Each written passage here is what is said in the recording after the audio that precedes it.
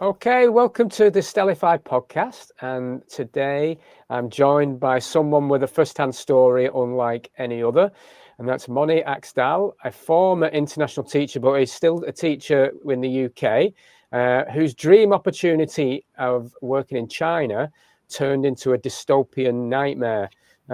We recently met on a digital ID protest organised by the fabulous Fiona Rose Diamond. And we got talking after the march, and I personally just felt your story had to be told, especially in the light of what's going on, especially here in the UK at the moment. But during the height of the pandemic, Moni was subjected to repeated quarantine, medical surveillance, and forced isolation, and was monitored in her communication via apps such as WeChat.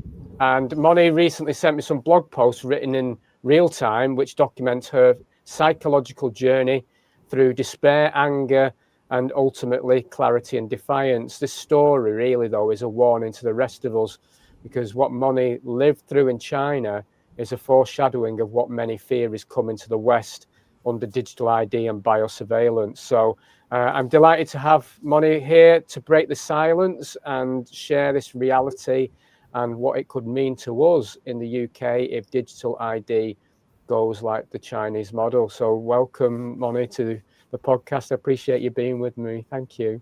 Thanks, Anne, for having me. You're more than welcome. So, Moni, what drew you to take a teaching role in China in late 2019 then? Yeah, well, I've been teaching for many years, and I started my teaching career in Norway, where I'm from. And I ended up in the UK because I wanted to have a DJ career, and which I did have. So I was working in the clubs all over London for about 10 years, actively, so much so that, it was my main breadwinner. And I was only teaching 2 days a week at the time. So I came to London because it was so free and so open and so dynamic, and to be a DJ and be able to be paid for it. There was enough jobs here to do that, whilst in Norway that wouldn't have been possible, especially with the music style that I was playing, which was kind of underground house music, and quite a kind of niche market, really.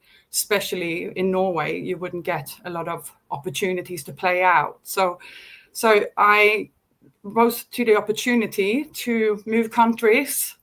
I think it was kind of like now or never sort of feeling to it. So I came over here, and I loved London. I loved how colorful it was, how everyone was so positive, open, inviting. Everyone was like dancing, loving different types of music. There was always something going on.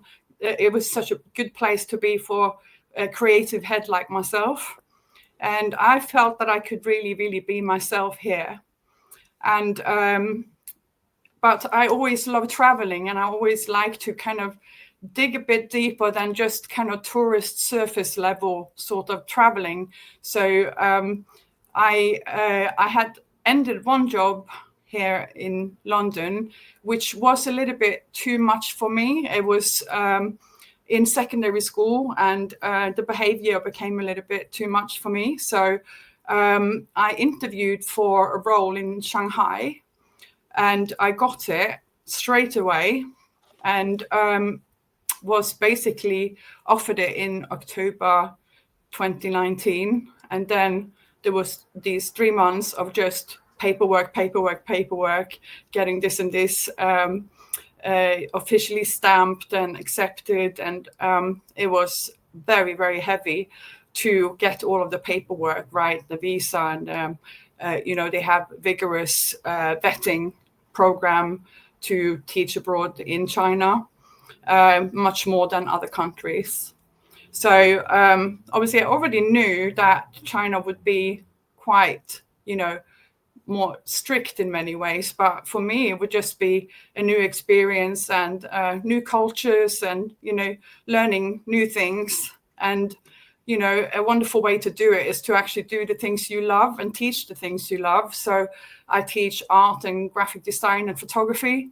So mostly higher levels, such as further education or A level, but also GCSE as well. And in China, I was head of department in the first school I worked in there. So I actually was teaching all the way down to year 6, which was very unusual for me to do. But it was such a great place to work and very friendly, and the behavior was immaculate, and the respect was immaculate. And so I saw this as a platform to maybe jump around to other countries in Asia and teach as well. Maybe even go to, Malaysia, Thailand, and even go to Australia for a while. So I had kind of decided to see where this took me. So the first opportunity I had to go abroad, I jumped on it. So I was so excited. And landed in China on 1st of January 2020. The timing, oh my God. It's mad. It's mad. Yeah. Oh. So that was kind of like the angle I came to China with. And I was like, let's do this, and I couldn't wait to get stuck in and just, if this whole COVID thing hadn't happened, I would probably have been all over the world by now and teaching in loads and loads of countries. But it just didn't happen that way, unfortunately. Isn't it funny how this episode in 2020 has put us all on different missions that we would never have dreamed of at all? Tell Crazy. me about it. Oh, mad. Can you walk me through what happened when the moment you landed then? How quickly did things escalate into sort of control then? Well, it was quite quick, but there was about 3 weeks, I think, with, completely normal. Everything was normal. I had come into the routine with my classes, and with small classes, only 6 to 12 students in each class. So you have a lot of one-to-one, so it's very easy to teach that way. There was no lack of resources, and it was just great. The only thing I would say that concerned me before everything kicked off was that already then there was almost only digital payments happening. Okay. I was given an envelope with cash because I hadn't set up a bank account in China yet. Yeah. So I couldn't use it almost anywhere in Shanghai at the time because everything was Alipay or WeChat Pay. Right. So you had to go to specific places like smaller shops, supermarkets and stuff like that in Shanghai. You had to pay with WeChat Pay. So that concerned me a little bit. Another concern I had that I noticed very, very quickly after I came there was that the air was extremely polluted. Okay. It was so bad sometimes that when it went over a specific, I thought it's like microparticles per cubic centimeter or something like that. Can't remember exactly how they measure it. But if it was really bad, the kids could not play outside, so they would have the soft play indoors, which, happened quite a lot during the winter, apparently. I found out that was not just in the winter after that. But I think if it was above 165, then the kids could not play outside. So I actually bought a mask down there before the whole COVID thing happened because I like to walk. So I could walk from the school to where I lived. It was about 25 minutes walk or something like that. And I felt that I had been eating metals from that walk home, and so I got a mask then that I was wearing just for that walk. Wow. So that was already a problem, especially in the bigger cities like Shanghai, Beijing, and I think Hong Kong was quite bad as well at certain times of year. So so there was certain things already that kind of rubbed me the wrong way with these kind of things, but the whole thing didn't start to kick off until the Chinese New Year. So that was quite early that year. I think it was the last week of January. It moves around because it goes with the lunar calendar. So it's not the same date every year. And usually it's a 2-week holiday. So you basically they only just had in the school, it's international school, obviously. They had the Christmas holiday. So everyone came back from that. And then back into normal school. And then it was the Chinese New Year, which is huge. So people would leave the school and go to families, or go to Canada, or go to Australia, or go everywhere for 2 weeks holiday, or they would stay. So it was during that time that all of a sudden, I think it was in the middle of the Donald Trump impeachment trial, all of a sudden, all TV screens were just like COVID, or it was coronavirus at the time, coronavirus outbreak. And they literally were sending the same footage on TV over and over and over again, which was then digging to create a new hospital. Right. It was the same footage, and there was the same wet market they were filming from. This was on Fox News, I think, which I had on quite a lot because all the other channels there was Chinese. So it was the only thing I could actually watch that. They were speaking English. I don't know how to speak Chinese. So so then we were told that we could only go out once a day to get food.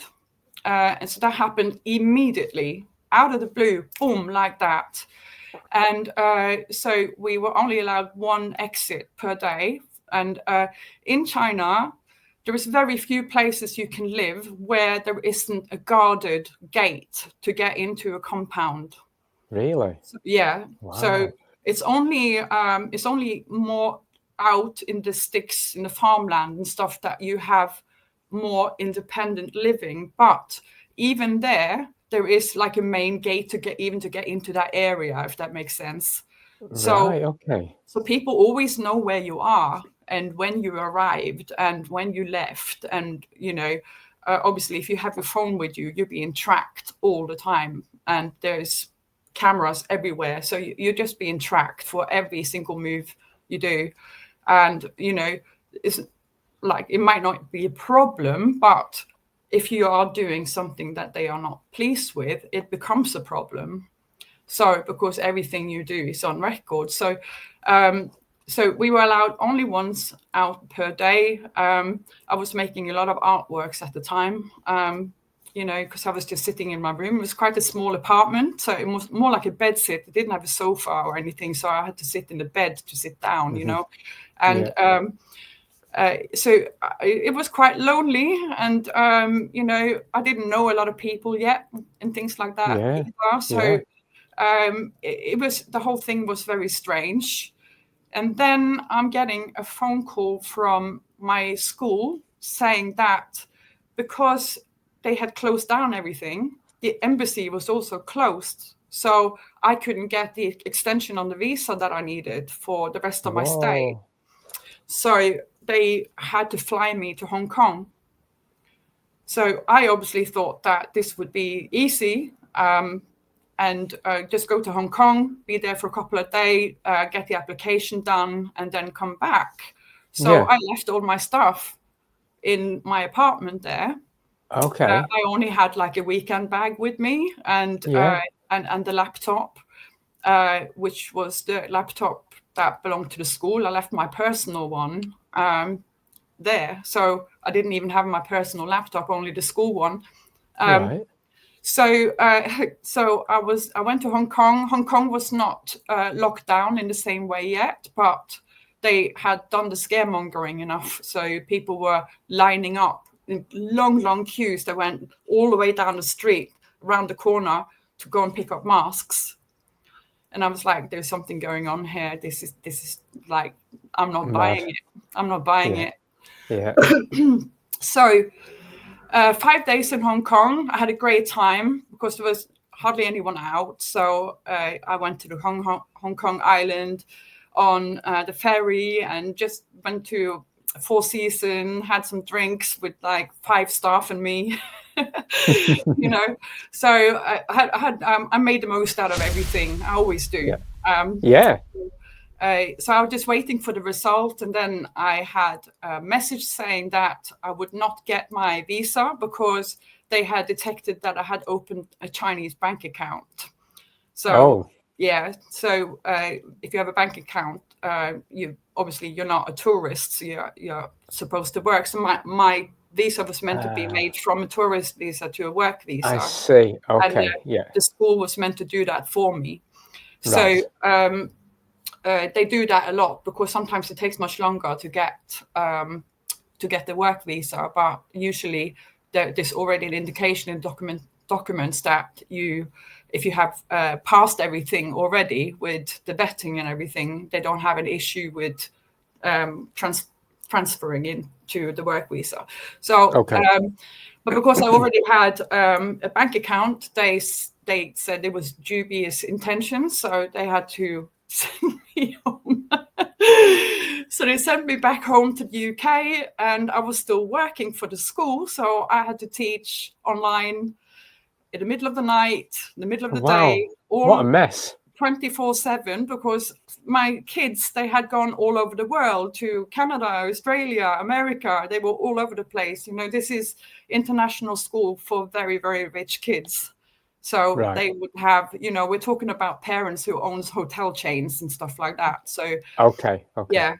So they would travel during all of the holidays, one way or another.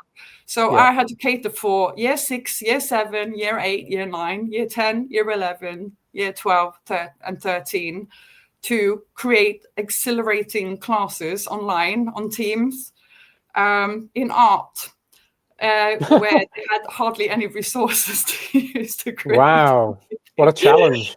It wasn't easy, I can tell you that. I can imagine.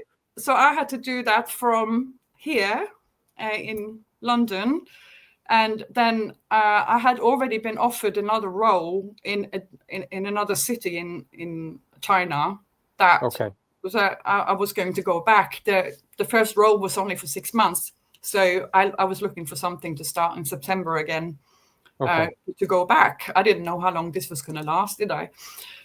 So I thought it was just going to be over a couple of weeks, It's they're over dramatizing it and all of that stuff. So, but then obviously lockdown happened here. The lockdown in China was nearly finished then, but there wasn't any flights going into the country. So I couldn't fly out for the start of September. So I was just waiting until they would release some flight routes to China so I could go back. So so in the meantime, I got very clued up about what was going on in the world. Gave you time to hit some rabbit holes, did it? Yes, all of them, I think. Pretty much. What a wild time, eh? Yeah. You've been tested there, Moni. Oh yeah. My goodness me. Wow. Can I just take you back a little bit to, you mentioned about that these cities or these areas are guarded. Yeah. How long has that been happening in China then? Do you know? I think it's from all of the compounds that are being built. They're being built with gates. All right. So I think this has been going on for a very, very long time. And everything is very controlled. You can't go in anywhere without there being some sort of security. If it's a supermarket or shop or, cinema or anything you want to go into, there is always security there, checking you and stuff like that. And, so my first visit wasn't bad because it hadn't kicked off yet properly. But the second visit, then you really get to see what was going on. 3 weeks is not a long time to see what it was like before for me.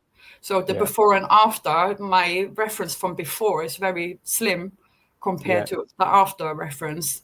Okay. So You take me through that. Take me through that. So you then fly out for this new role. Yeah. So I was waiting and waiting and waiting to get back down. In the meantime, I had done quite a few protests already, anti-lockdown protests. I was on the first ones, the first Good big on ones. you. Yeah. Yeah. So I think, you know, I was probably quite awake before all of this happened, but maybe not to the extent understanding the whole thing, the whole picture of it. Picture of it. So yeah. And I knew way too much when I was on my way back down. So oh yeah, your perception's totally different at this point then. yeah. So I had to be tested before I could take the plane down there. Okay. That was a requirement, and the Chinese government only accepted a few places, selected places that you had to go and get the COVID test. Yeah. I rang them beforehand to say that I refused to have a test in the nose. And they said, we don't stick the test very far in. So I was, you know, I said, okay, well, you're not going to go in at all. So they kind of like, you know, they accepted it, sort of. And I actually got them to say, to create a statement saying that I should not be tested in the nose at all. Okay. When going to China. Yeah. So I got that document done, and I sent it off to the HR in the school in China, got them to send it to the government and get it approved and stamped with Chinese stamps and translated to Chinese. Okay. So I had that in my back pocket. I also had downloaded the NHS exempt pass for wearing a mask. Yeah. Because I was on a mission. I was going to go through all of this without having to do what I was told. I knew it was going to be difficult, but I felt I had to do it for my own integrity. Yeah. So I'm quite good in Photoshop because I teach graphic design. So I made the translation exactly how it was for NHS. I had the NHS logo. So it would be the same as printing out the NHS one, but just that it was translated to Chinese. Okay. So I had that put that in a lanyard hanging around my neck. So it was English on one side and Chinese on the other. It looked very professional. And that basically got me through the whole ordeal of from London, Heathrow, to Shanghai, and then to the first quarantine center I was in. So I was prepared with the documentation, and I was prepared for whatever they were going to say to me, to have something to show. And they never tested me in the nose. They only did the mouth swab. Okay, swab. Yeah, swab. Yeah. Yeah. So I don't know if any damage can be done with that, but at least I didn't expose my blood-brain barrier to particles and whatever else they found in these. Well, that was the big fear, wasn't it? Was the blood-brain barrier being broken, and it happened quite a lot to people. A lot of injuries happened, and exactly. Yeah. So it was crazy because we were still in lockdown in London at the time. So when I came out to Heathrow, it was like being in China, because everyone was wearing masks. Absolutely everybody was wearing masks. And they had like this new app that they wanted everyone to install.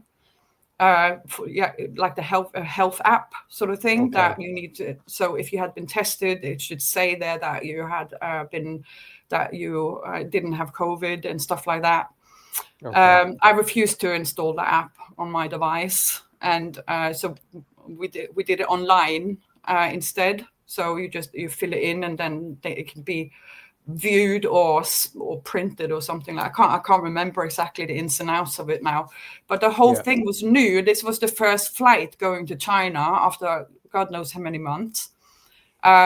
So it just it became so congested at the airport that all of us were late, and like vigorous testing, vigorous going through through our luggage.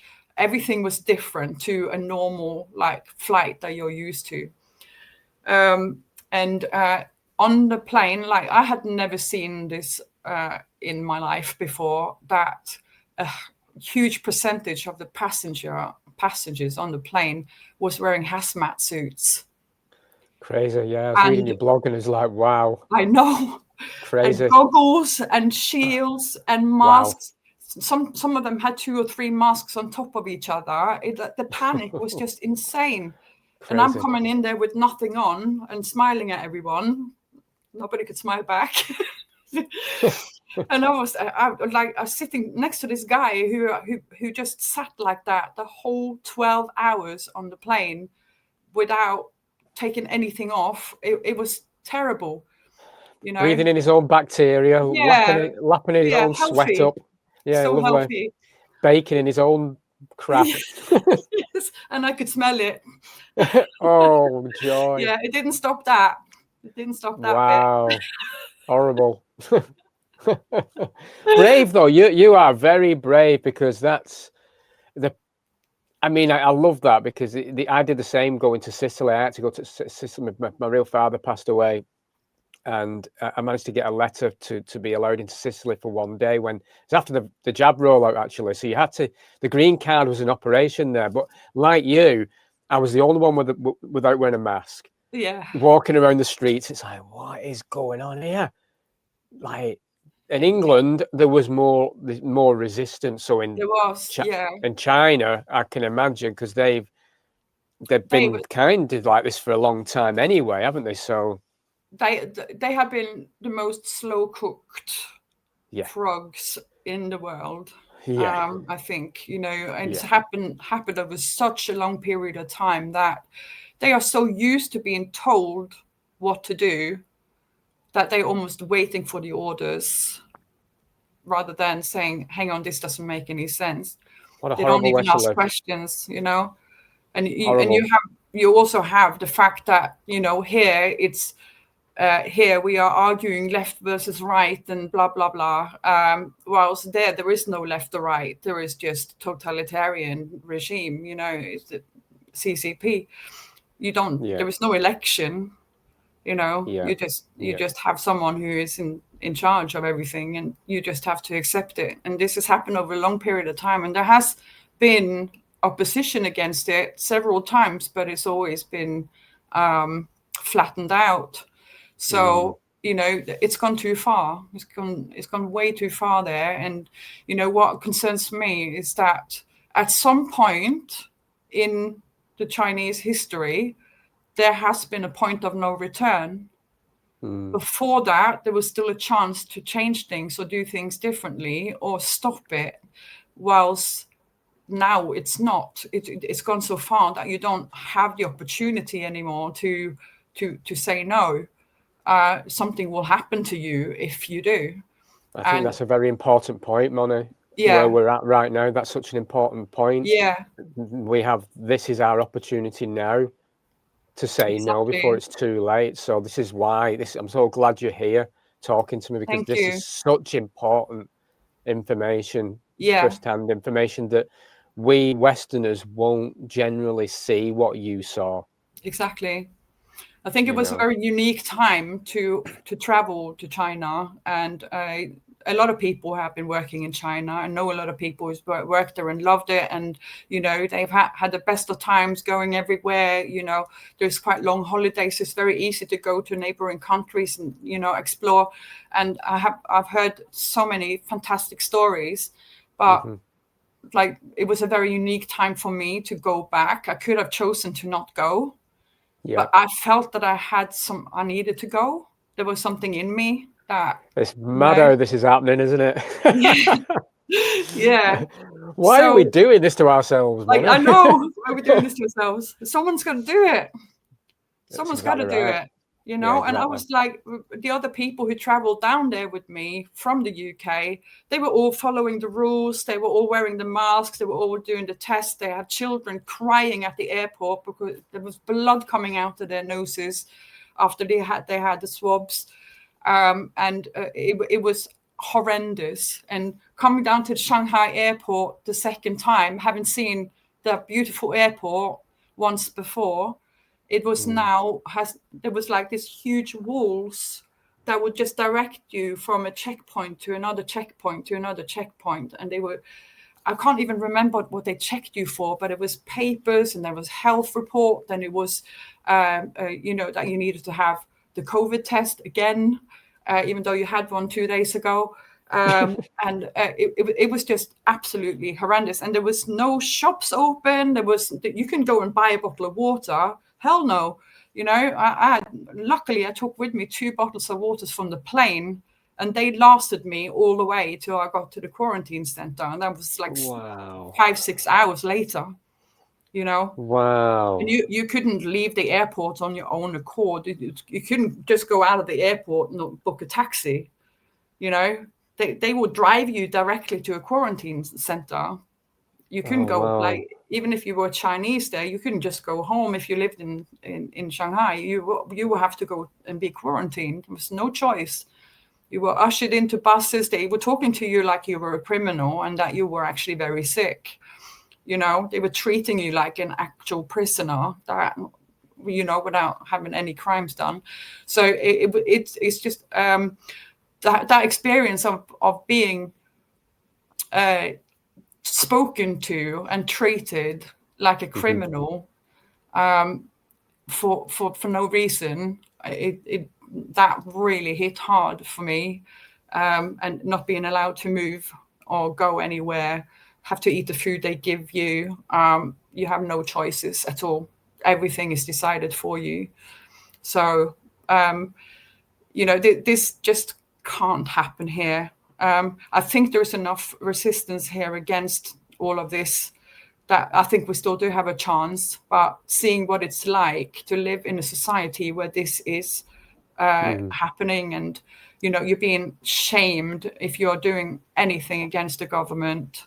There is a lot to tell you also about what happened to me after I came out from the quarantine as well, which was not in my blog. The blog is only about what it was like to be in quarantine, because I was in 2 different hotels, quarantined 3 days in Shanghai, and then I went to a different one, which was a really manky, horrible hotel. It was not pleasant to be there. It was smelly. And, you know, you open up the door, they give you the food, and they're just really rude and just slam the door at you, you know. And I was so glad when that was over. But the whole journey between the first quarantine hotel to the next one was pretty insane as well. Like this big hall with everyone in hazmat, and, you know, it's so crazy. Like, you can't even believe it when you're right in the middle of it. And I have to be honest, a couple of times I was very close to having panic attacks. I bet you were. Yeah. Because it was traumatic, though, isn't it? I mean, it's completely. like you've been thrown into some kind of weird horror movie. It is completely weird. dystopian, you know, and and you don't even know what people you have around you, because they are all in hazmat and all covered up. So the only thing you see is this, you know. And they look really angry as well, you know. I would be angry if I had to wear a hazmat I would be all day, smelling my BO all day. I'd be pissed off. Exactly. It's grim. I mean, told to, and then having to eat I mean, you were saying in your blog, though, the food, you didn't eat much, did you? Because the food they weren't feeding you well at all. No. They weren't looking after you. Slimy, horrible stuff. All I ate was the eggs they gave me. I pretty much lived on eggs. That was it. So, yeah. What you mentioned WeChat before, Yeah. which obviously is going to be something that will come up in conversations over the next year or so, I would imagine, as we're trying to educate people. So how did WeChat kind of track and monitor people then? How does it work? Right. Okay. So during the lockdown periods, I maybe have to move like a little bit in time here, because Okay. After I came down in November 2020, China felt relatively free because there was no lockdown as such. There was a prompting of daily testing, for example, if there had been a case or something like that. Right. And sometimes you couldn't travel between provinces. They will lock down the gates for each province. There's no back roads or anything to get in anywhere. You have to go on the main road to get into different provinces. That's how regulated it is, right? So this WeChat and Alipay is the two apps that's being used, probably set up just like WhatsApp and things like that in the beginning, where, it's a social network and you connect with people. But the amount of functions there is within WeChat and Alipay regarding, your location and your medical records, QR codes to check in certain areas. You had to show QR health code when you're going into a shopping center. You also have another QR code you have to show. It has to be green. There was green, orange, and red. If it's orange, you've been near someone who's flagged up or whatever, or you haven't been tested recently enough, for example. If you've been out of the province, you become orange automatically, and then you need to have either be in isolation for a week, or be tested. Well, if you're in isolation, you still have to be tested anyway. So these codes are all on WeChat or Alipay. Okay. You can use either or both, but you get these QR codes up, and they can change overnight. If they deem that this is too long since you've been tested, they will just make it orange, and then you have to go and get tested. Or if you have moved out of an area, or anything for any reason, for you you need to self-isolate. Okay. And if you live in these compounds where it's gated, you will have to show that code to even go into where you actually live. I was going to say that that's what it's like. Basically, you need to have the QR code to access building. Yes, your own home where you live, you actually have to show that. Wow. So there are some horror stories of people who's been just turning up red for whatever reason they don't even know about, and just be shipped off to some sort of camp somewhere, and never to be seen again. Wow. Yeah. So it's scary as hell, honestly. It really is, because anything can happen. It's digital. So even if you were a good little girl and boy, it could take a hacker to sort you out. 100%. And your world's gone. Yeah, exactly. And I know about somebody. It was a friend of mine there who told me a story about. He was actually an expat, and had been falsely accused of dealing drugs. He had nothing to do with it, but it was a mistaken identity or something like that. And he had his accounts and everything frozen. He couldn't go on any trains. He would be arrested.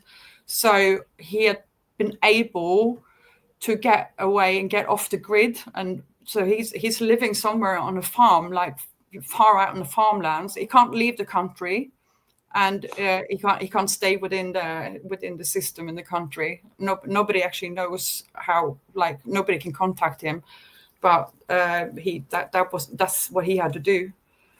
So it's absolutely crazy. It's absolutely crazy. It's terrifying. Yeah, it is. It's terrifying. Yeah, and sometimes they would just come and pick up a whole group of people, because they said there was severe outbreak or whatever in a certain area, and they would just come and take people from a compound, and split up family members to go to different quarantine areas. So children separated from their mother. Yeah.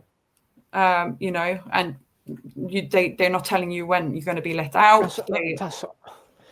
I can't. It's so inhumane, isn't it? Yeah. It's just like, but this is what we're dealing with, really. We're not dealing with people with empathy or love in their heart. They don't care. Absolutely. Yeah. And because their social credit system is so punched into the society the way it is, people are terrified of doing wrong, and they are also being get incentives for reporting on other citizens who are doing something deemed wrong by the CCP. I have to also add something that was a bit funny for me.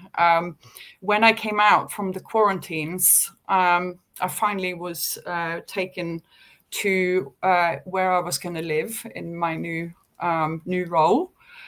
And the same day I moved in with my 2 suitcases, ready for a 2-year contract that I had signed, I received a phone call from head office saying that I had been flagged up as a problem because of my Facebook posts.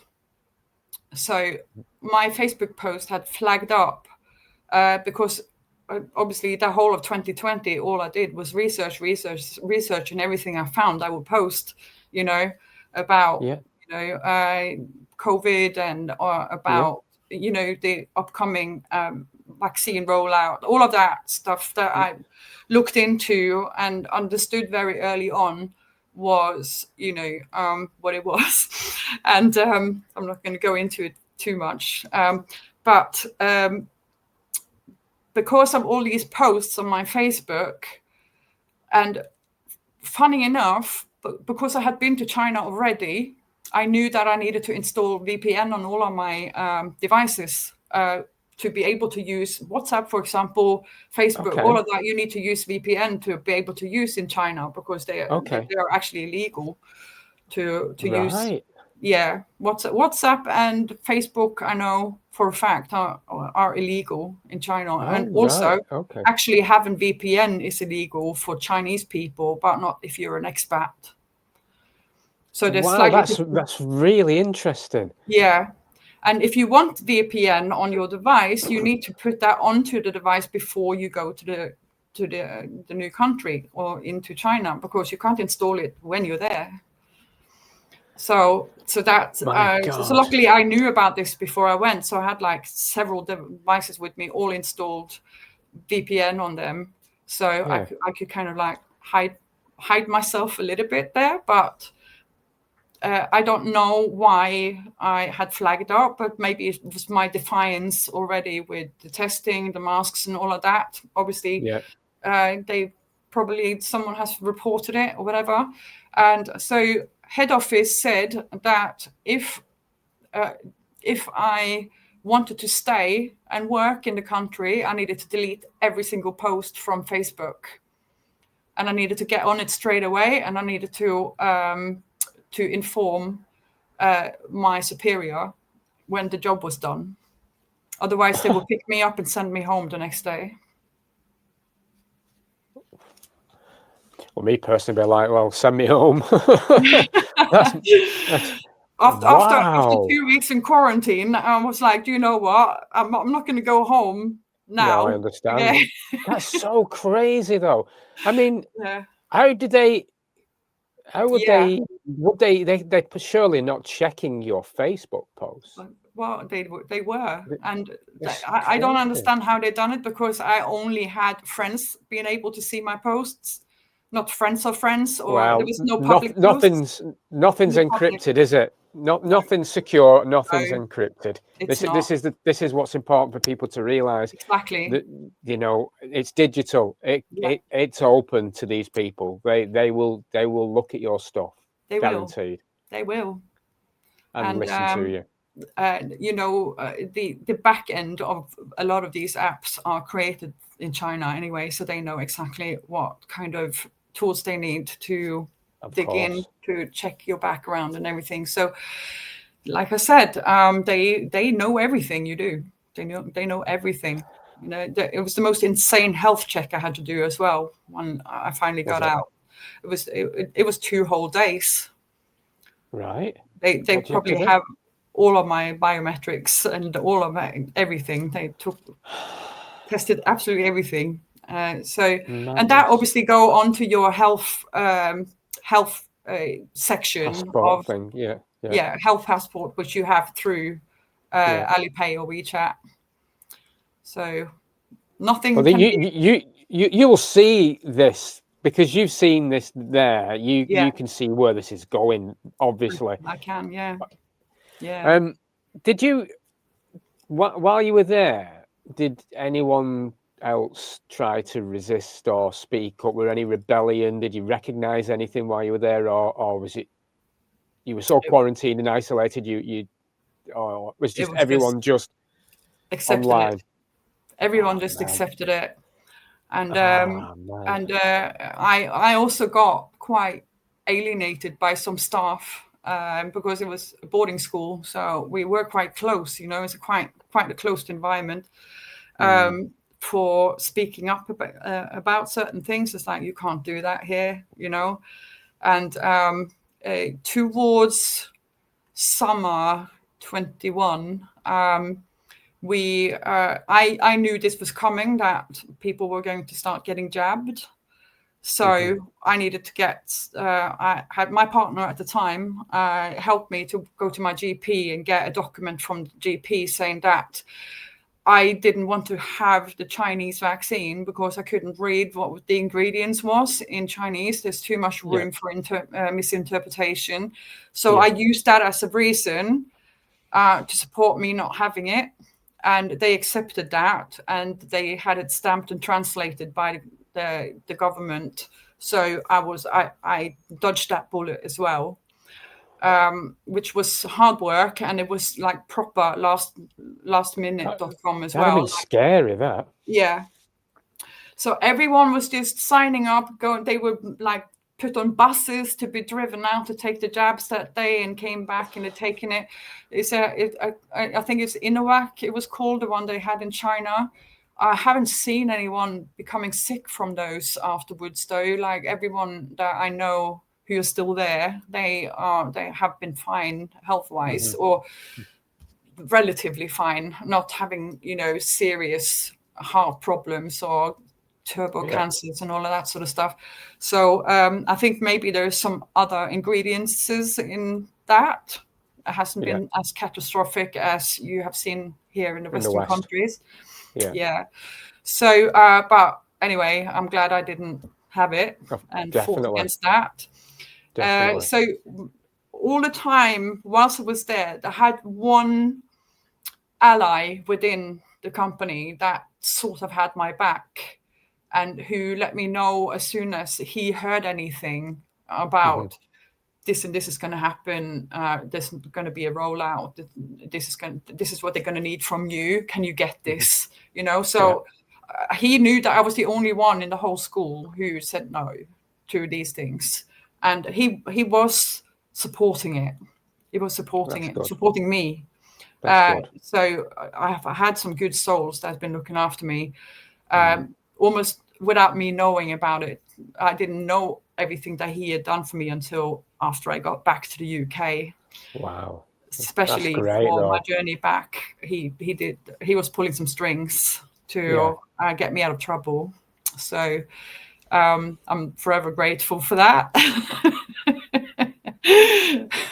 Well, I could literally not have made it home. So I'm sure we've got souls looking after us on this path, because this is divine intervention, or just there has to be these moments. There seems to be happening, but you're very brave though, Moni.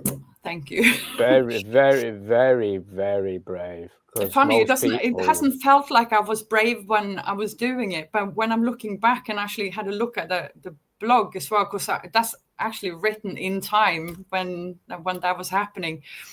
And I was like, I can't believe I did all this, you know. It's like when you're looking back in hindsight, you kind of you go through it all again in a way, and then wow, I can't believe I did that. But at the time, it didn't feel like I was brave. It's more like when I look at it now, it looks quite brave. It's incredibly brave, because it's hard enough. It's hard enough to stand up against the curve anyway. It's hard enough to when the herd is going in a direction, it's hard for an individual to turn the other way. Absolutely. And people don't like to do that because they like the comfort. So to be able to come out your comfort zone is difficult. But for you to go to China, excuse me, and do it that way on your own is like, wow. Yeah. You need a medal. Thank you. It's like, my God. Yeah. How did? Sorry, go on. No, go on, Moni. I'll ask this question in a second. Go on, you were saying. Yeah, no, I did a few things whilst I was there to get myself out of the grid as much as possible. Right. It is possible in certain areas. I don't think I could have done it if I had stayed in Shanghai, but because I was out in proper inland China, I don't think it's good if I'm saying exactly where I was. So let's just say it was inland China, about 4 hours drive from Shanghai, and there was a big city there, but it's also a huge area of farmland, and I was kind of on the cusp between the two. Right. So there was opportunities to pay with cash in quite a few places. Even one of the shopping centers there, that was for the Chinese, not the westernized ones. For the Chinese, and where you actually had a lot of products coming from the farms, from the area I stayed in as well. Interesting. They would let you pay with cash there, but they wouldn't let you in without a mask in those shopping centers. So what I usually did when I wanted to go off the grid, I had an electric moped, which was very fast. Very fast for being electric. I call it the wolf. So I would leave my phone at home, which is very risky, and I took just cash with me. So I would meet up with people and have chats, people who wanted to know things that I knew. So we would meet up almost like in secret, but I met up with a couple of scientists who I got to know through other people. So it was like third, fourth hand kind of connections. But because some people knew that I had a lot of knowledge from all of my research, there was like, you should speak to Moni about that. And like, it was kind of like, under the table sort of, Yeah, you're the go-to person. Yeah.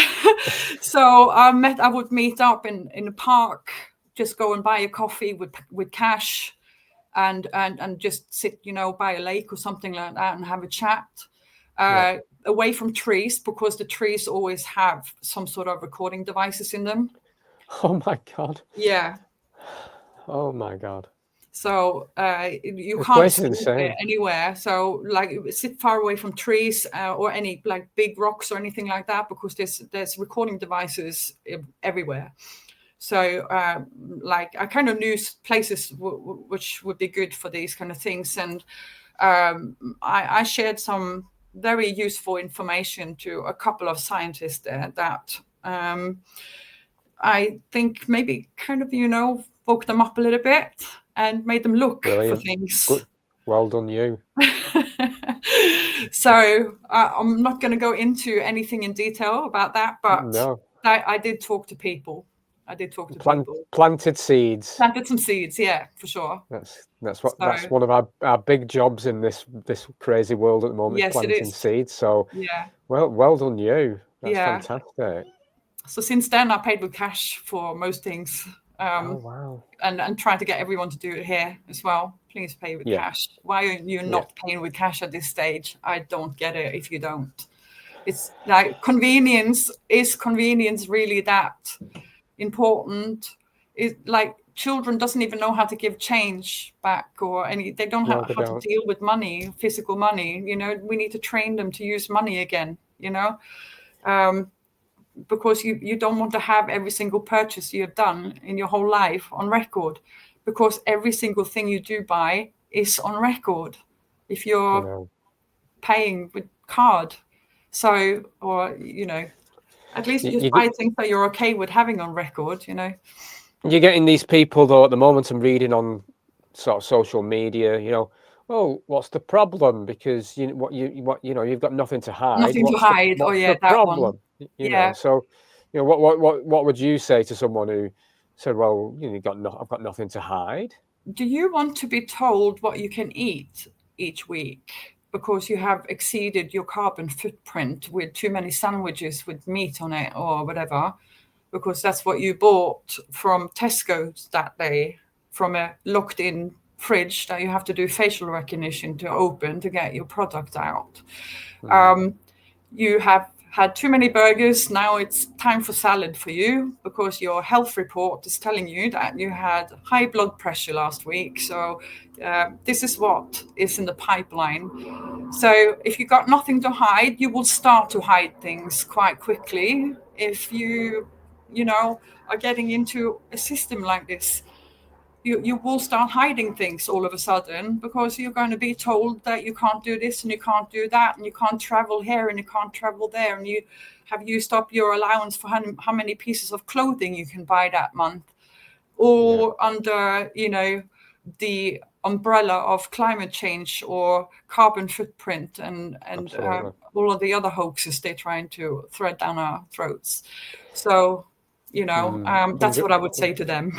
100%. That's a good way of putting it. So how did the government over there or institutions use fear then to enforce their compliance then? What was the tactics there? Well, they don't really have to use a lot of fear tactics on the Chinese, because they are already so indoctrinated by the authorities there that they don't want to get in trouble, because it has immense impacts. And I think that's why the lockdown there didn't last that long, because they wanted businesses to get up and running again as quickly as possible. How else could we order all our stuff from Amazon if they were not working in China, right? Well, soon won't need to, because the robots are going to do it, because it's going to sack all the staff. There we go. But conspiracy theorists are right again. Exactly. What can you do? So I felt, because the first lockdown happened so quickly, and everyone was complying with it immediately. Everyone took it seriously. Everyone, okay, we need to stay at home. Okay, we can only go out once a day. Okay, this, okay, that. Nobody questioned it at all. It was just like, because it was just, the wall was down, and immediately everyone was playing along with it, because I think they are so used to being told what to do. And it wasn't the same here. The lockdown wasn't the same here. People were defiant here from the beginning, with the whole thing that you can only go out for exercise for an hour a day. It's like, are you kidding me? Like people were saying, this does not make sense. We are not doing it. Whilst in China, you just do it. Well, like you said, they've got a history of they've been beaten down historically, though, haven't 100%. They, to the point of submission, haven't they? And we're at that point now from 2020. I mean, it's been on a lot longer than that, but 2020 especially, where they've been beating us. And do you think that the UK was not the UK, but that 2020 was a testing ground to push us into this kind of submission moving forward? Yeah, for sure. Not just the UK, the whole world. Whole world, yeah. And it has been different restrictions in different countries, different scare tactics in different countries, different force to do certain things on different levels. So Canada, Australia, India has been very forthcoming with the Chinese model. They were much quicker to arrest people if they were breaking the rules, forcing vaccination. The whole everything has happened on different scales all over the world, but it's still a part of the same program. And yes, of course, it was a testing ground. It was to see how far they could push us into compliance, and how agreeable we are, and how it's an IQ test. Because if you are accepting to do something that absolutely does not make any sense whatsoever, scientifically, socially, or spiritually, or financially, or any otherly, and you still go along with it, your critical thinking has gone out the window. Completely. Like where is your soul in this? Well, I always said it was a soul test. Yes, for sure. Absolutely. And if you're accepting all of these things and doing all these things, and feel that you're being a good a good soul for agreeing to all of it, you failed the test. You simply failed the test, because you have lost your integrity completely, and your logical thinking skills. Yeah. But where is your mind? It's like the you don't need symptoms. You can be asymptomatic to like, really. Yeah. So I'm gonna just spread some mystery illness without having any symptoms. Then exactly. That's quite incredible, really. Yeah. And I mean, people this reminds me of the hard lockdown that happened in 2022, which was I didn't see that coming at all, and because it was sort of relaxed. It had started to relax down a little bit. There was a bit more freedom. There was sometimes there was provinces you couldn't go to because there had been cases and stuff like that. And we know that the test is not testing for diagnostics. It's never been meant to be used for that. It's a DNA sequencing test, which obviously the inventor of the test has already said himself on video in 2019, I think it was. That's right, before he passed away. Yeah. And so what was I talking about now? Going into provinces. Yes. So we, all of a sudden, there was this new outbreak again, and it was in the beginning of January 2022, and it started with Shanghai hard lockdown. We had hard lockdown where I was as well. Okay. Hard lockdown means that you're not leaving your house. Okay. At all. Right. You can't leave. Right. You're in jail. You're in jail, yeah.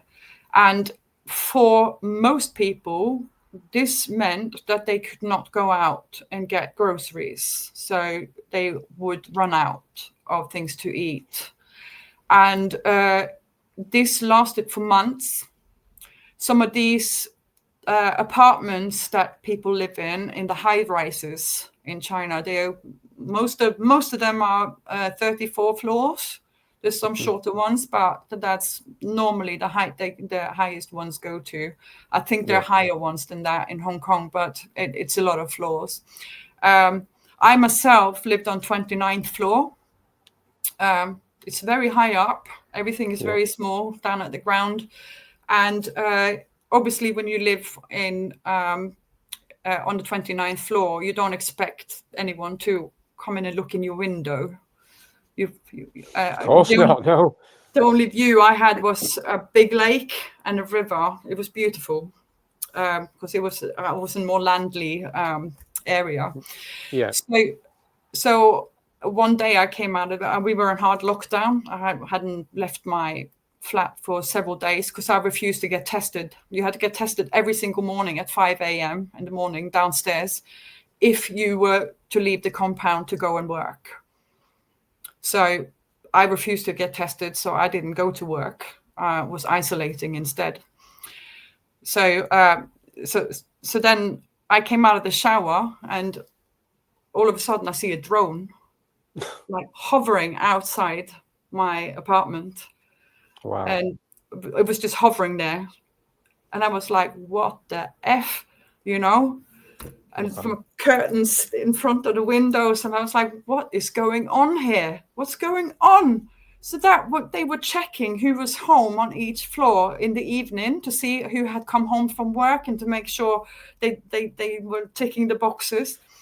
It was insane. And that's when I said to my workplace, I think it's time that you send me home. I can't do this anymore.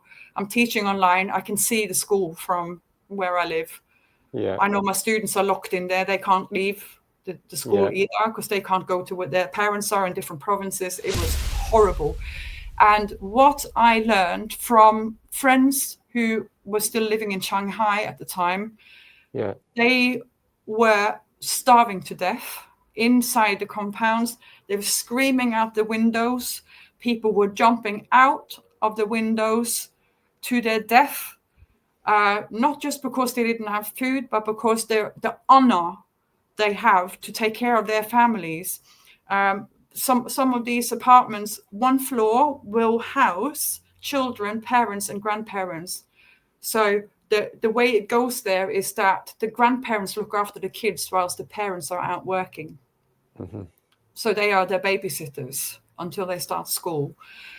So you will have 3 generations in one, maybe 3-bedroom, all on one floor. Yeah. And if they don't have any food, then what are they going to do? And it was videos of people with empty fridges, crying. They were screaming out the windows, "Let us out! Let us out!" And there was a couple of videos I saw where there was people jumping to their death. There was rubbish. The first 4 floors of the blocks had rubbish all the way up. Like, so the windows in the apartments below that will only see rubbish bags that have been just thrown out because they couldn't go and empty their bins. And at that time, there was no actual COVID deaths recorded. So, oh my God, it's insane. But there was 22 deaths in one day in one of those hard lockdown cities. That was just in one day from starvation. So that was in 2022. And I'm so glad that I got out. My journey to the airport, then I was taped into the car. They put tape outside the car because it was a 3-hour drive to the airport. And there was someone lifting the tape up to get me out of the car, and then they taped the car again. So the driver who took me didn't have to quarantine when he went back. It's so crazy. What on earth? Yeah. It's like, makes you wonder what psychopath makes these rules up. Yeah, but we know who they are, don't we? Well, yeah. You know who they are. Unbelievable, isn't it? Yeah. It's unbelievable Yeah. how they will make people suffer. They must get off on this. Yeah, clearly. It's just Absolutely. horrendous. I'm glad you managed to get out. Me too. I'm glad you've got, I'm glad you went and I've got this story. I mean, I'm amazed how you know what, I consider my story relatively brave, but it doesn't compare to yours. You definitely deserve a medal. It's just amazing, your story. Thank you. Many people would say though that the UK, it isn't China, and it wouldn't happen here. That's what a lot of people would say, wouldn't they? What would you say to that? If nobody had done anything from 2020 and up to now to go against all of the things that they've tried to implement throughout these years, I think we would have pretty much been there already. Mm-hmm. If everyone had been complying like the Chinese from the start, we would already have been in that state. So keeping pushing back, saying no, even if it's just a small thing here and there, you can do so much just as one person, or should I say one man or one woman.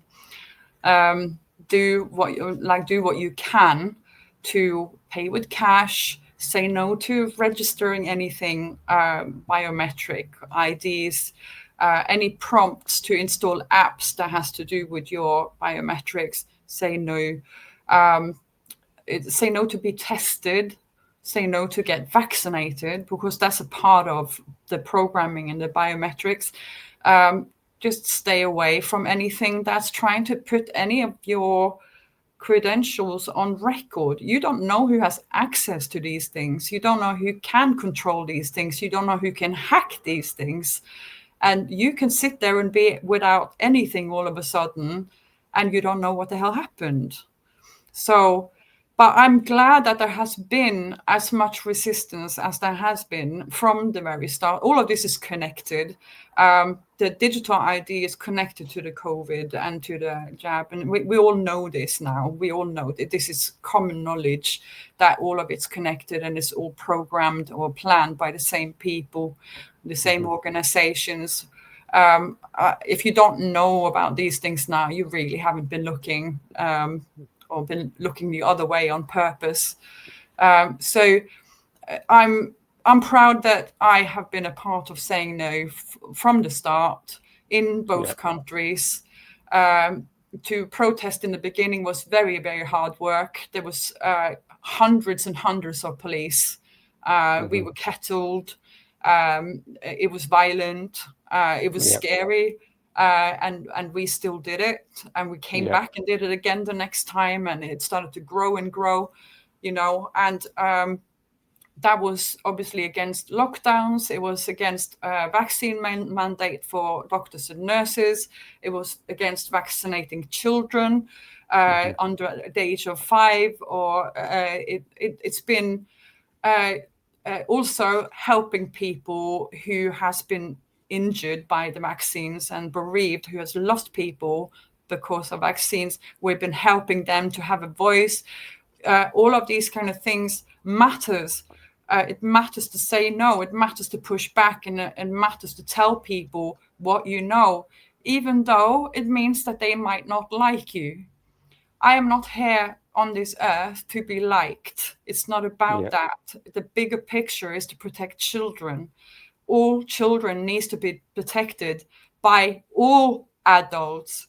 If you have your own children, it doesn't matter. I don't have my own kids, but all kids are my kids. I work in education. I'm dealing with kids on a daily basis, and I want to protect them with my own life. So this is why all adults with 2 brain cells need to grow a pair and say no to protect their children, because they will not know what it means to be free or have a free thought, even if we are not saying no to this now. Do you think people avoid wanting to know this because that then gives them responsibility? Yeah, there's a lot of that, I think, and it saddens me. And the worst is that I even see it in education, where you are supposed to be there to create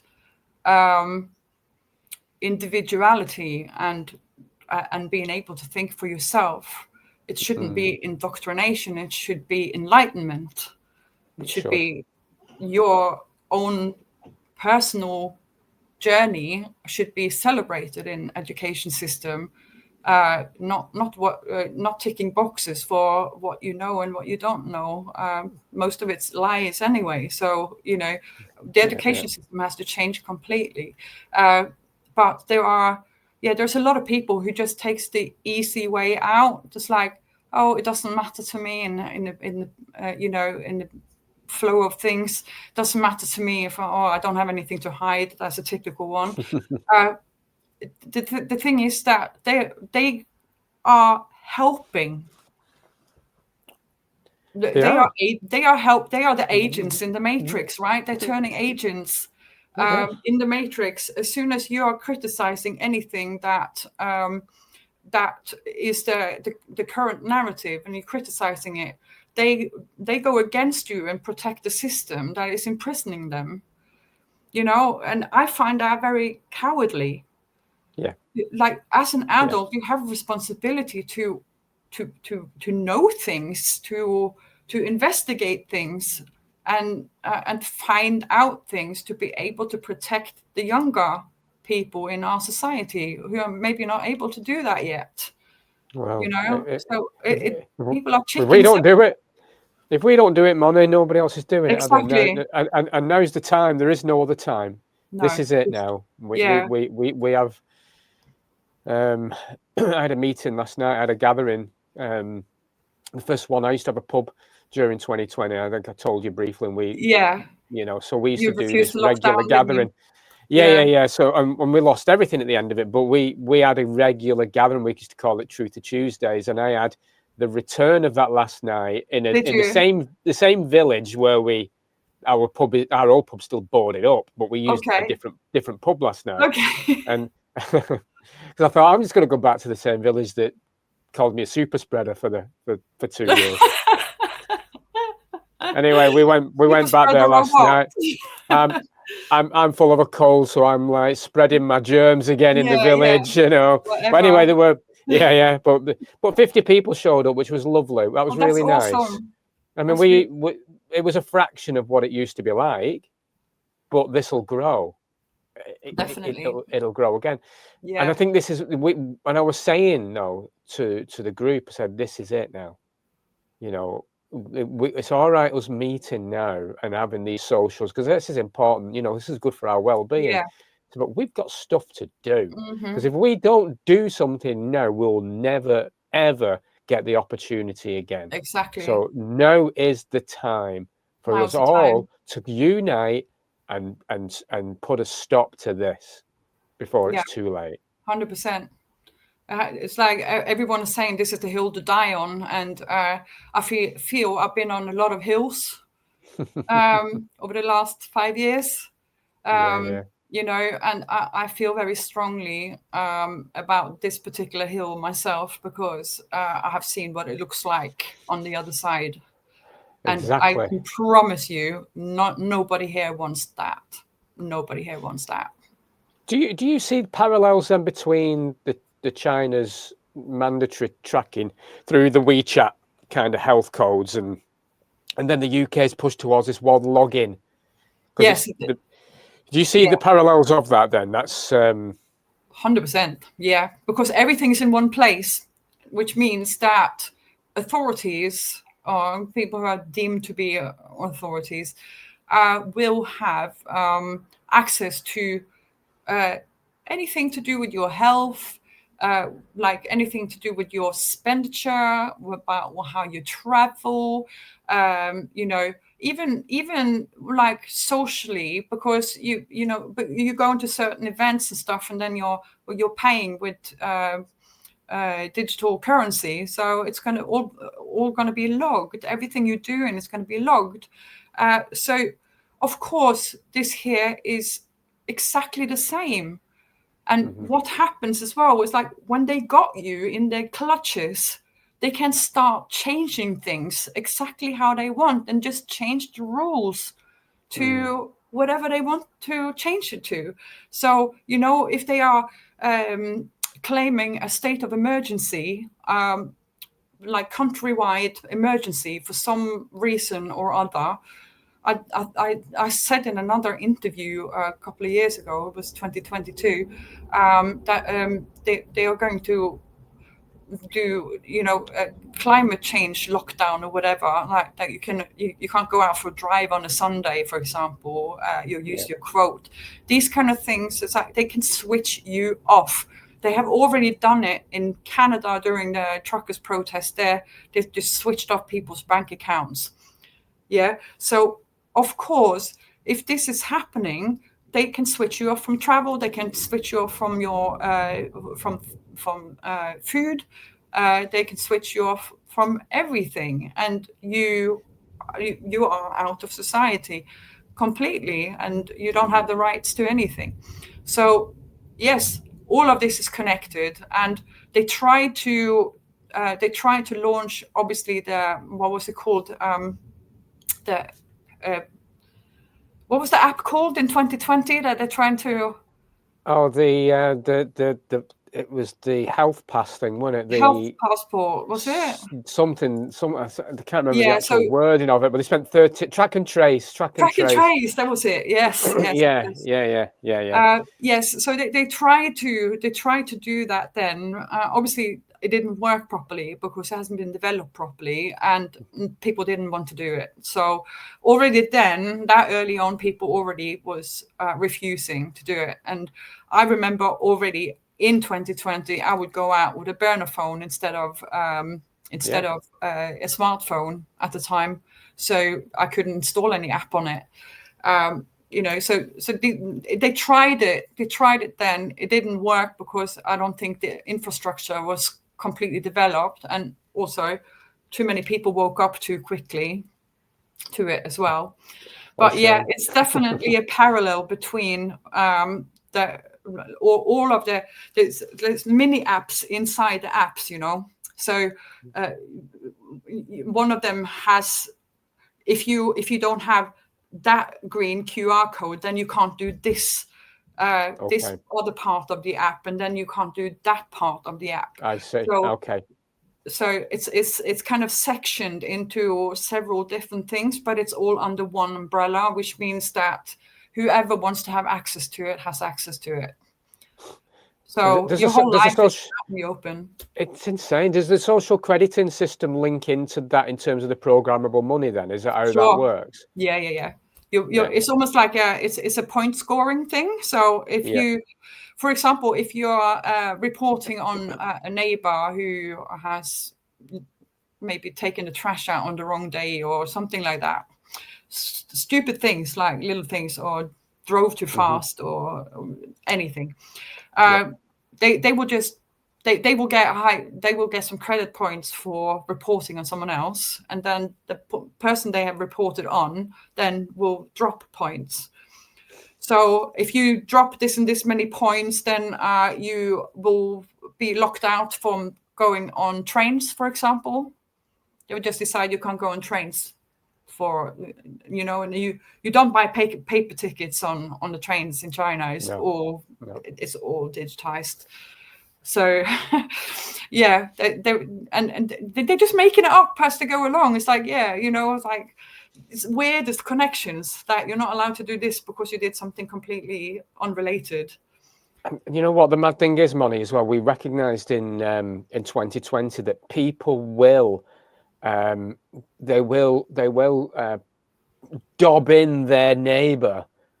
So we were encouraged even then, if your neighbour's not behaving in the lockdown rules, because I had it, because I was the super spreader of the village. So people be ringing the authorities, and you'd have the authorities coming round. Why are you not behaving? So people are more than capable of telling the app, hello, next door neighbour's not pulled out his trash, pulled out his bin. So I want some of them points, and then so they put people on billboards as well in China, don't they? Where and shame them. And if you're linked to that person as well, you could lose points as well. Yeah. So your friends and family. Yeah. Exactly. People need to know how bad this is. Yeah, it's honor and shame. That's all it is about in China. It's honor is very important for them. This is why, for example, if they have children with some mental health issues and stuff like that, it's never been talked about, because they don't want that. They don't want to have it on record, and so it will never be admitted. If anything, it has to be kind of like a very private conversation that you have to help the kids, under the table, so that nobody knows that they have had some sort of learning difficulties or mental health issues and things like that, because it's not being spoken about, because it will ruin their honor. Very interesting that, because if the plan is obviously to have this Chinese model over here, the mental health situation with youngsters right now is catastrophic. Now there's no way. I mean, as adults, we don't want to live under that kind of system anyway. But the youngsters are the ones that are full of the digital convenience. So they're the ones that are going to be not getting the cash out and making the effort to go and pay cash at a shop, for example, because they can just go like that with a phone and pay on the way out. But that's all they know. That's all they know. Yeah, But this young generation is also, and I don't like to say the term, but it's a generic term that people understand, and that's the snowflake kind of thing, where they can be offended at a very easy thing. So this system would destroy people, and they would soon be in line. yeah, Because they won't be able to handle it. Their own mental health wouldn't be able to handle it. They wouldn't be exactly. strong enough to handle it, Yeah, and they will literally be robots. yeah, 100%. And obviously, the lockdown had an immense impact on the young children's mental health. I have seen the impact on this for a couple of years now, where students don't know how to talk to each other. Yeah, They don't know yeah, how to actually have a face-to-face conversation and just discuss, laugh, compare ideas, these kind of things. It's like it's gone so dead. If they don't have their phone in their hand, they almost getting a fit, because they are so attached to these devices. So to be able to, like, I'm trying to implement as much practical physical work. yeah, I blew new life into the dark room in our college last year, because I want people to know how to make a photograph from yeah, scratch, yeah, because it's been so digitized, and they absolutely love it. But you have to handhold them just for the practical work, because they are so, everything is so digitized, and it's even yeah. difficult to get them to use professional software such as Photoshop or InDesign or all of different uh, photo editing Hmm. softwares and things like that, because they're so used to using the apps on their phone for it. Yes, yeah, yeah, Um, and it's like small and pixelated, and it's just not, you can't use those designs professionally. But because it's so easy to use it, and it's right in their pocket all the time, they tend to use that more. So they have been super digitized. And it's many years ago now that my nephew he was completely addicted to computer games, and he needed to be wheeled off it, because he literally didn't want to leave his room. And yeah. it's really dangerous. And now they don't know how to communicate. They will sit next to each other and send each other a text message. Oh yeah, yeah, yeah, yeah. you I know know. so how are you going to get them out of that whole digital? They're probably using facial recognition just to open their phone in the first place, and once you have that biometrics on there, it can go anywhere. It's scary. Yeah, it's very scary. It's the younger generation that I really worry about in Me terms of too. how So how worried about we. that. Yeah, I mean, obviously, to stop them having the life that you experienced, obviously, but Yeah, we need them to realize this as well yeah, before it's too late. So one of my big concerns is how we get them to see this before it's too late, so yeah. they join the resistance on this, because That's what I it's want too. Yeah. yeah, and uh, that's what we need to do somehow. I think a lot of people, from the protest we went to with Yes, Fiona. yeah, Fiona Rose Diamond has been a friend for many years, and her protests and her work is incredible. And I'm very proud to support her. And that was the one thing we discussed after the previous protest on was the 18th of October, wasn't it? yeah, yeah. It was that we need more young people to join us. Mhm. And a lot of people are saying they've been scared about taking their kids, because the police has been threatening in previous protests and things like that. I don't like to call it a protest either. It's a rally. It's a rally of awareness and sharing information, and making people know what the risks are within this Mhm. digital ID.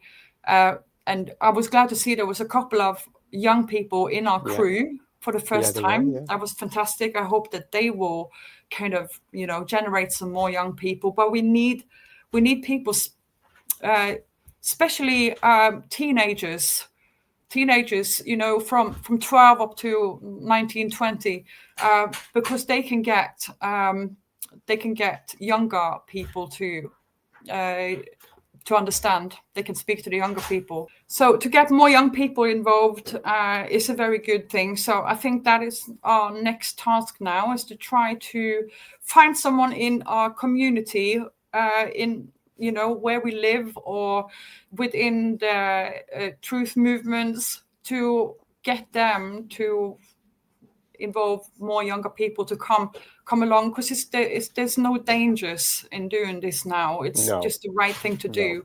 And we need numbers, and we need young minds who can then deliver these messages to the younger kids again. So it's not stopping anywhere, you know. Yeah. No, I agree. I think we do need to try, and I think this is going to be up and down the country. And I know that we're doing another on December the 13th, I think it is. Yeah. Yeah. But there are others up and down the country as well. Keep an eye on Facebook, those that are wanting to join resistance in their areas, because I've noticed there's things happening up and down. I think there's one in Manchester coming up soon. There's one in Birmingham coming up soon again. There's one in Newcastle, Liverpool. So they are starting to appear here, there, and everywhere. Yeah, I love it. And I think that needs to continue, and we need to support all of those rallies. But we're going to be together on the 13th of December. So please do come down and get involved. Be with us. The more people that are marching through London, and like we're saying, educating others on what's going on is so important right now. Yeah. The more people that are aware of this, the better. Of course, and to show up in numbers, and obviously it can be small or big, or it can be anywhere in the country. But if you are showing up, you are helping. You are helping with sharing information, and a lot of people doesn't know how controlled this can be. They're just thinking it's something, it's just convenient and stuff like that. If they know what this really means and what the plans really are, then they will also join and say no. I think it's just to have the knowledge. If you have the knowledge, you will join and say no, and you will help others to realize that this can't happen here. It just can't happen here. So before we end this amazing chat, and I really thank you from the bottom of my heart to I know you were maybe a little anxious to come on the conversation and do this, but it's your story is so important. Yes. What if the UK fully rolls out a social credit style system via digital ID? What can people expect based on your real world experience, and what would your warning or call to action be to UK parents, teachers, young people who haven't seen it yet? What this becomes. What would you say? So it's a bit difficult because, like I said earlier, it can't roll out. It can't roll out. That's the problem. We can't let it roll out.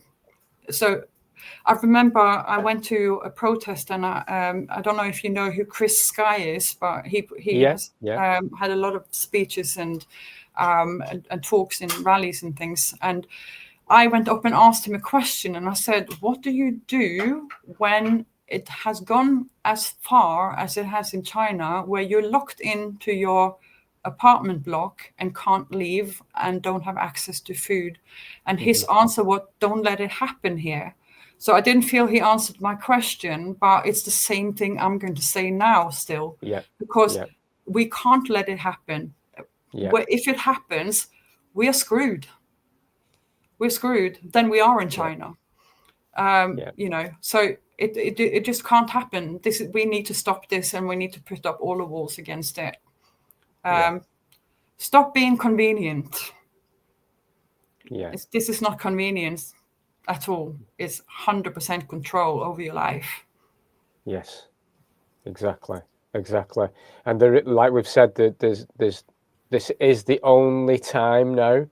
We have no other time, and for those watching that want to know about a little bit of resistance and how to tackle some of this resistance, you can go to masscompliance.com, the website that Fiona has put together. And fantastic website with lots of information and resources. A lot of resources and ways to push back. Yeah. Because it's important to empower yourselves. This is why I wanted Moni on today, to empower yourselves, to understand where this is leading. If you're not going to do it for yourself, do it for your kids. If you're not going to do it for your kids, do it for all the bloody kids.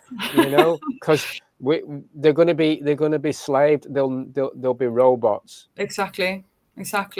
And I think maybe the most important thing is to realize that this Agenda 2030, sustainability and inclusivity, and all of these beautiful words that they have laid out for us in beautiful colors in this beautiful circle where everything is utopian. Remember that that's just on the surface. You need to go down the tiers underneath and underneath and underneath and underneath, go 200 layers down. And when you see what these things actually mean, it means the opposite. Absolutely. It means the opposite of what it looks like. So it's a trap. So have a look under the surface to educate yourself, and then you can protect the children. Well, I will say this before we leave as well, Moni. Now's the time to be brave, because if you're not brave now, you won't get another opportunity to be brave, unfortunately. Exactly. So this is literally the hill, and we're going to have to come together. We're going to have to unite. Yeah, I'll see you on the 13th, Moni. Yeah, definitely. I can't wait. Being side by side by you and your good man. And we'll march through London again. So, but thank you so much for spending some time with me. I really appreciate it. Thank you, Ant. It was lovely. Thank you so much. You're welcome.